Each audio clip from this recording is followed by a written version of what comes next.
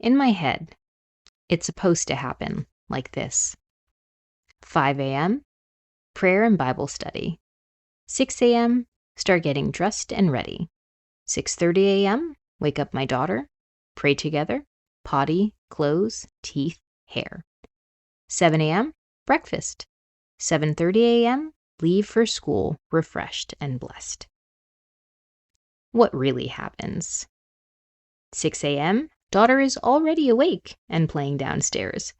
6:30 a.m., third snooze on the alarm is over, and I finally get out of bed. Sometimes I'm blessed with a daughter who's in a good mood. Other times it's tears immediately at the sight of my face instead of Daddy's.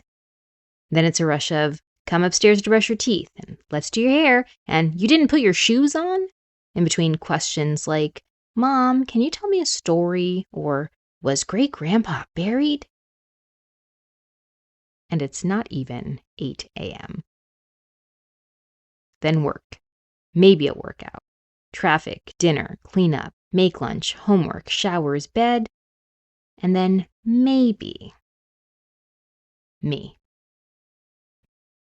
My spiritual life exists in the 2-hour space between exhausted and spent. My mind wars between two extremes, passive nothingness and foggy fellowship. And somewhere in the middle of it all, God asks, what will it be, Johanna? Scrolling or scripture? Repeat.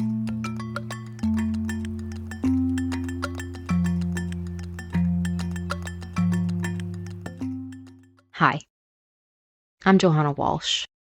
For the tired, truthful, and trying, this is called Anyway. John 6:12-13. Gather the pieces that are left over. Let nothing be wasted. I am tired of being tired. And there is no tired like teacher tired. I am in charge of 148 high school students, many in college-level English courses, at one of the top-ranked schools in the state. I am bombarded, non-stop, with questions ranging from, can I use the bathroom? To, but wouldn't the conjunctive adverb be a good way to start a sentence instead of continue it? To, hey, Mrs. Walsh, my friend is in trouble.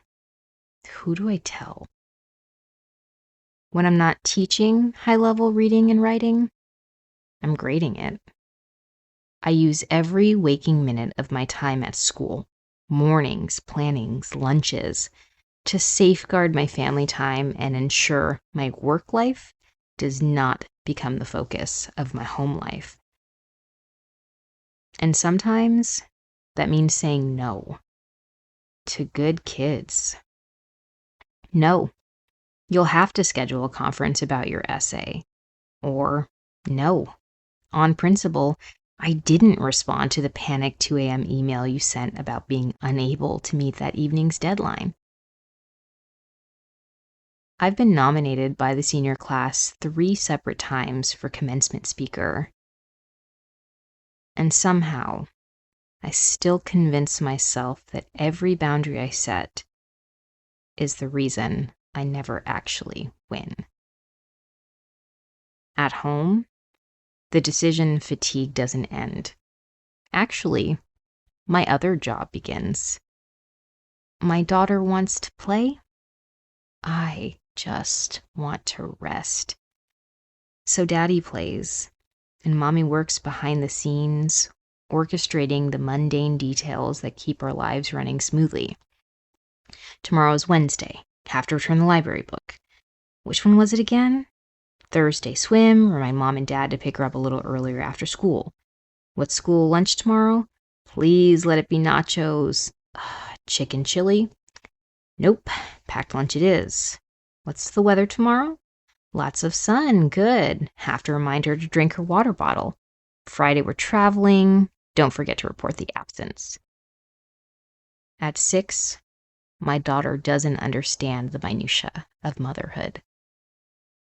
Mommy, she loves. But daddy,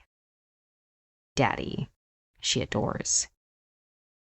And just like that, it's graduation speaker all over again. Clean up, homework, showers, jammies. We claw our way to bedtime. Baby girl is in her room, husband's in bed. For me, the extra task of being female. Blow drying, moisturizing, tweezing, shaving, zinc oxide. Don't ask. Finally, welcome to bed. Next, choose your adventure. Spice, scripture, scrolling, or sleep. The answer depends on the day, and some days, it's not even a question.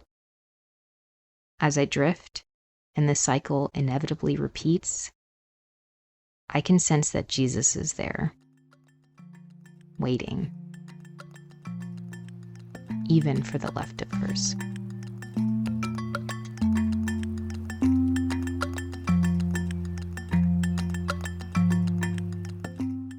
There are only 2 things my husband avoids when it comes to food: blue cheese and 2-day-old leftovers.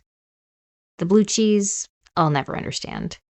The leftovers, I get. He was once so hungry as a child that he risked eating week-old leftovers and ended up sick with food poisoning. In our family, this is known. After a day, the leftovers get trashed. What's good fresh, even a few hours later, can quickly become stale and flavorless. So what does that mean about the time I spend with Jesus? When all I have to give is what's left over, the stale, flavorless bits of my time and focus. When we're not built to be that 5 a.m. Bible reading woman. Is it trash when it's not fresh? Some days are hard. The attack happens on both fronts. Your daughter prefers her dad because you're a bad mom, echoed when she asked Daddy for a second hug, but not me. And yes, that child cheated on that assignment because he doesn't respect you. When I'm questioning whether I'm making a difference as a teacher, if anyone cares. And it feels like they will all be fine without me. And that crushing gut punch threatens to break me. The leftovers become scraps, and somehow the scraps become me, depleted, pleading, Jesus, if you're real, be real in this moment, because I can't do this anymore. Silence. Nothing. Then, quietly, I'm here. I see you. I've got you.